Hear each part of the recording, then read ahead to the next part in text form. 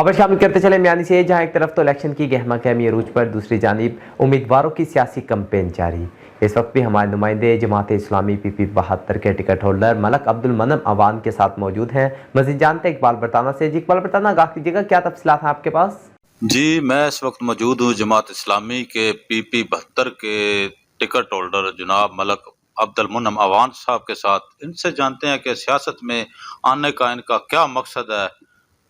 जी मलक साहब, ये बताएं कि आपका तारफ आपकी ज़बानी लोग जानना चाहते हैं कि आप किस तरह जमात इस्लामी में शामिल हुए। जी बिस्मिल्लाहिर्रहमानिर्रहीम। सबसे पहले तो मैं आपका शुक्रिया अदा करता हूँ कि आपने वक्त निकाला और मुझे ये मौका फराहम किया कि मैं अपनी बात हल्का के लोगों तक पहुँचा सकूँ। तो मैं अल्हम्दुलिल्लाह 1992 से जमात इस्लामी के साथ वाबस्ता हुआ, जमात इस्लामी का रुकन बना और इस अरसे में जमात इस्लामी के अंदर मुख्तलिफ़ ज़िम्मेदारियाँ अदा की। मकामी जमात के अमीर से लेके यूनियन कौंसल और फिर तहसील और ज़िला की इमारत तक का सफ़र जो है उसमें तय किया। और मैं अल्हम्दुलिल्लाह इस बात पर अल्लाह का शुक्र अदा करता हूँ कि जमात इस्लामी ये समझती है कि जुदा हो दीन सियासत से तो रह जाती है चंगेज़ी, कि अगर हम अल्लाह की ज़मीन पर अल्लाह के दीन के गलबे की जद्दोजहद करेंगे तो यही हमारी ज़िंदगी का मिशन है। जमात इस्लामी यही काम कर रही है और इसी मकसद के लिए मैं जमात इस्लामी के साथ वाबस्ता हुआ हूँ। जी, आप ये बताएं कि बतौर जमात इस्लामी ओहदेदार अब तक आपने जो है हल्का के लिए क्या खिदमात सर अंजाम दिए हैं। हमारे इल्म में आपने अल खिदमत अस्पताल बेरा में भी जो है वो एक शाख बनाई हुई चला रहे हैं और म्यानी में भी हाल ही में आपने जो है वो उसको भी शुरू किया है। तो इस बारे में भी जो है वो लोगों को बताएं। जमात इस्लामी वो जमात है कि जो पूरा साल अवाम के अंदर मौजूद रहती है, अवाम की खिदमत सर अंजाम देती है। ये इलेक्शन से हट के भी हमा वक्त मैदान के अंदर मौजूद है। अल्हम्दुलिल्लाह यहाँ मियानी के अंदर हमारे एक दोस्त हैं मलक मोहम्मद इलियास साहब, उन्होंने हॉस्पिटल की बिल्डिंग अल खिदमत फाउंडेशन के हवाले की। इसी तरह बेरा के अंदर कुछ लोगों ने एक हॉस्पिटल फराम किया, तो वहाँ पे मुसलसल जो है लोगों की खिदमत की जा रही है। कोरोना के दौरान, सैलाब के दौरान जमात इस्लामी ने बड़े पैमाने पर लोगों को रिलीफ पहुँचाया। तो हम ये चाहते हैं कि जो जमात लोगों की अमानतों के अंदर इस हद तक एहतियात करती है कि जो लोग उसके पास अमानतें रखते हैं तो उन तक वो ठीक तरीके से पहुंचाती है। अगर इस जमात के पास हुकूमत आए तो ये पूरा ख़जाना, पूरा बैतुल-माल और हुकूमत का पूरे जो वसाइल हैं ये लोगों की फलाह बहबूद पर खर्च करेंगे। इसीलिए हम सियासत करते हैं और हम इसको अल्लाह की रज़ा का ज़रिया समझते हैं। अच्छा मलक साहब, इस वक्त जो महंगाई का दौर है, इससे आम आदमी मजदूर से लेकर मिडिल क्लास तक जो है वो बहुत ज्यादा परेशान है। दो वक्त की रोटी जो है वो खाना बहुत मुश्किल हो गया है। इस बारे में आपके क्या तासरात हैं? PDM का जो हालिया निज़ाम चल रहा है। असल मसला इकबाल साहब यही है कि हादसा ये है कि जो लोग हमारे ज़िम्मेदार हैं, जिन लोगों ने मसाइल हल करने हैं, उन्हें इस बात का एहसास ही नहीं है। अब आप देखें कि पूरी दुनिया के अंदर शायद कहीं 85 रुकनी काबीना मौजूद नहीं होगी, लेकिन इन्होंने अपने लोगों को अकोमोडेट करने के लिए, यानी मुल्क दिवालिया होने के करीब है और ये अब भी नई मर्सिडीज मंगवा रहे हैं वहाँ पे। इसी तरह खान साहब का मामला भी देख लें कि यानी दोनों तरफ अपनी ज़ात की और मफादात की जंग है, मुल्क और अवाम का किसी को कोई ख्याल नहीं है। अब आप देखें कि अगर खान साहब 8 सीटों पर इलेक्शन लड़ते हैं तो उसका फ़ायदा क्या है? पहले वो कौमी असम्बली के मेंबर हैं, फिर 8 ज़िमनी इलेक्शन के अंदर हिस्सा ले रहे हैं, फिर जीत के फिर वो इस्तीफे देंगे, फिर इलेक्शन लड़ेंगे। तो इसके अंदर नुकसान किसका हो रहा है? मुल्क का हो रहा है, कौम का हो रहा है। पूरी दुनिया के अंदर कौम तमाशा बन गई है। तो हम यही चाहते हैं कि ये आपस में भी कुछ थोड़ा सा लचक का मुजाहरा करें, कोई मिल बैठ के तो इस मुल्क और अवाम की फ़िक्र करें।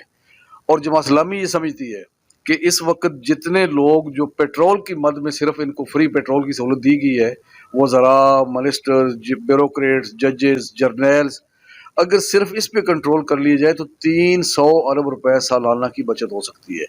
लेकिन ये अपने अल्ले तल्ले ख़त्म करने के लिए तैयार नहीं है और जितना बोझ है वो सारा का सारा अवाम पर मुंतकिल किया जा रहा है।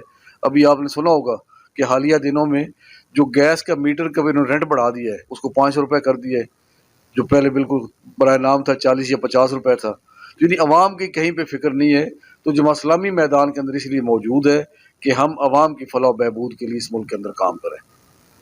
जी, आपकी बात ठीक है कि हुकूमत को जो है अपनी अजाशियों की पड़ी है। अब गैस का जो है स्लैब बढ़ा दिया गया है, बिजली को बढ़ा दिया गया है, عوام کا بالکل ہی ان کو خیال نہیں ہے۔ اچھا یہ بتائیں، حلقہ پی پی 72 بہت بڑا حلقہ ہے، اور آپ سے جو ہے وہ پرانے بھی عہدیدار ہوں گے، کام کرنے والے بھی ہوں گے، جماعت اسلامی کا آپ پر یہ اعتماد کیوں ہے؟ آپ کو یہ ٹکٹ کیوں دیا گیا ہے؟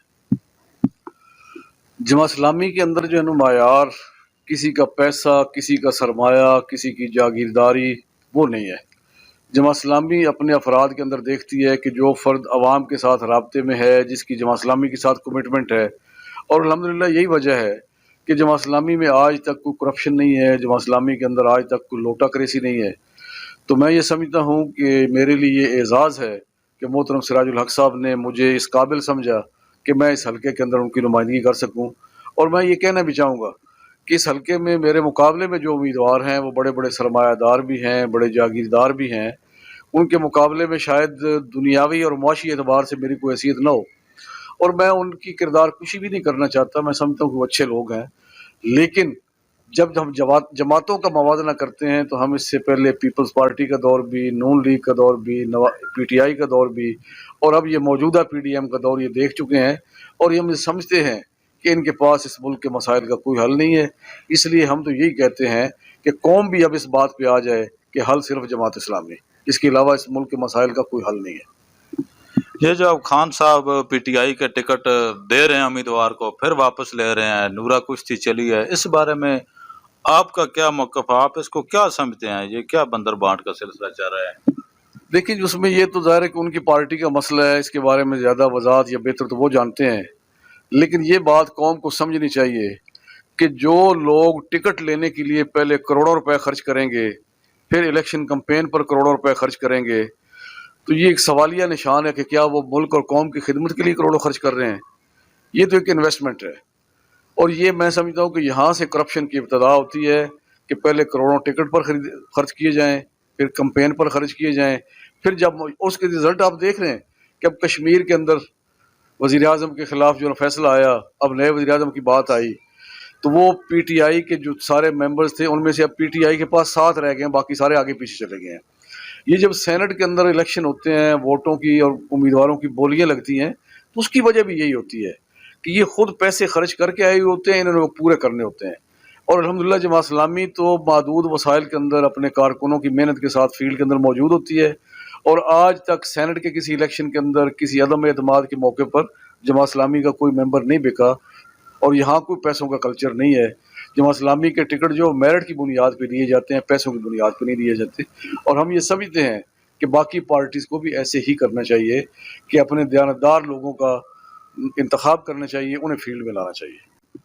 جی آپ کی بات ٹھیک ہے، جماعت اسلامی کا ایک اپنا معیار ہے، اپنا موٹو ہے، اور ہمیشہ جو ہے وہ غریب عوام کی بات کی ہے۔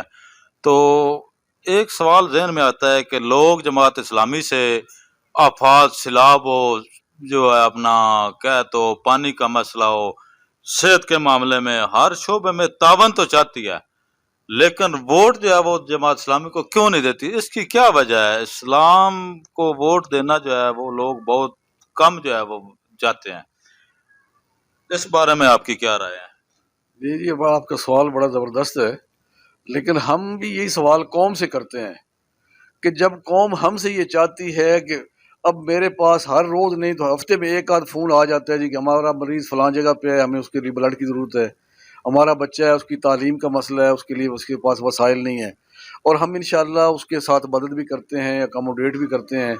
اب یتیموں کی کفالت کے حوالے سے جماعت اسلامی نے پورے ملک کے اندر بہترین نیٹ ورک ہے، اس لیے یہ سوال تو ہمارا قوم سے بنتا ہے کہ جب ہم آپ کی خدمت کر رہے ہیں تو پھر آپ ہم پر اس حوالے سے اعتماد کیوں نہیں کرتے؟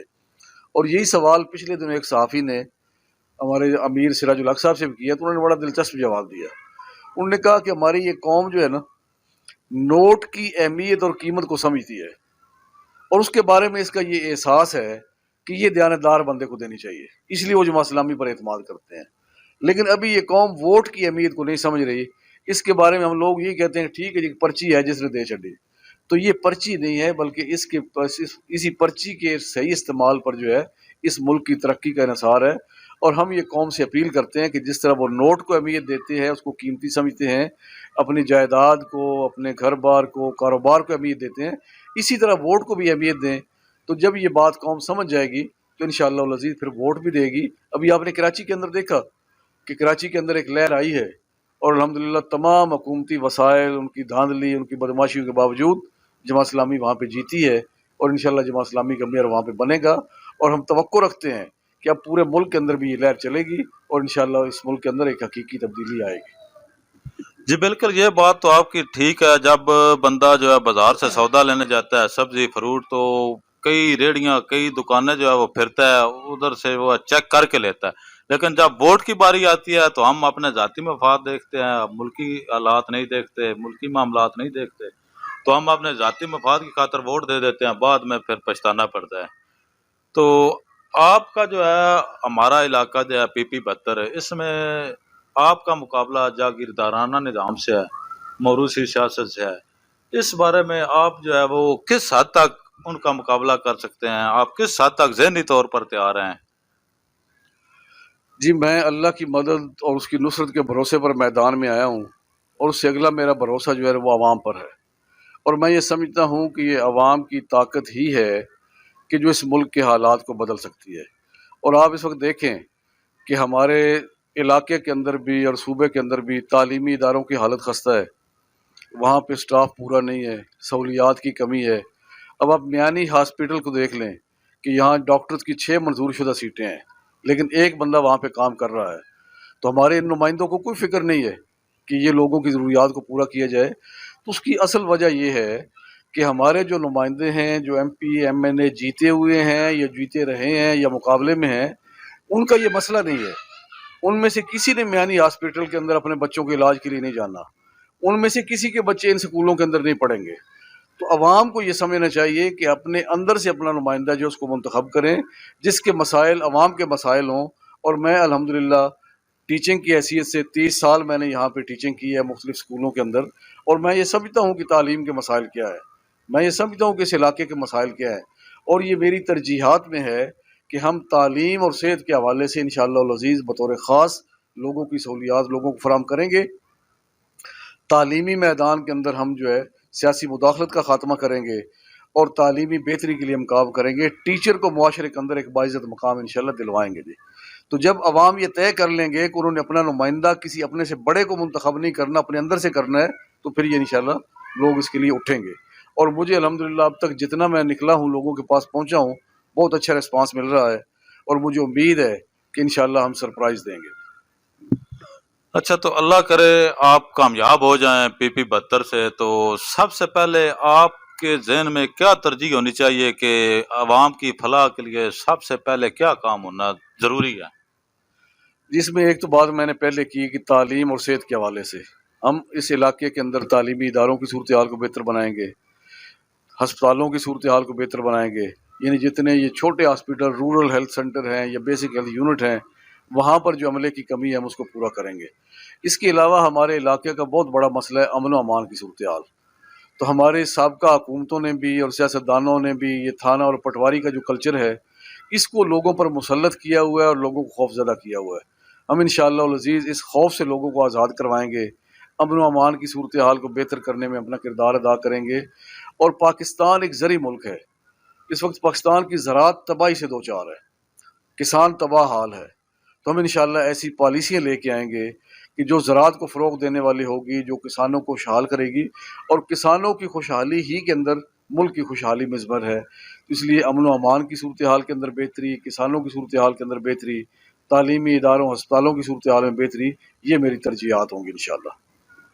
اب الیکشن کے بارے میں آپ کی کیا رائے ہے کہ الیکشن ہوں گے بھی یا نہیں ہوں گے، یا ویسے ہی عوام کو جو ہے وہ بس اس زلزلے میں ڈالا ہوا ہے؟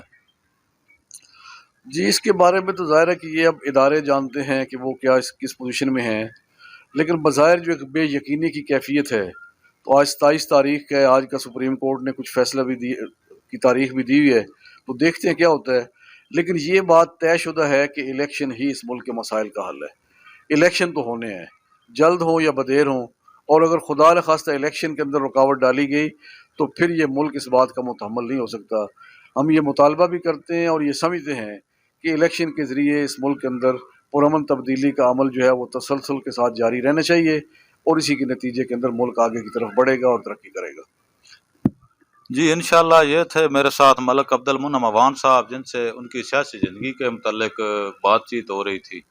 اللہ تعالیٰ کرے ہمارے جو ہے نا وہی امیدوار کامیاب ہوں جو عوام کا دکھ درد دل میں رکھتے ہیں۔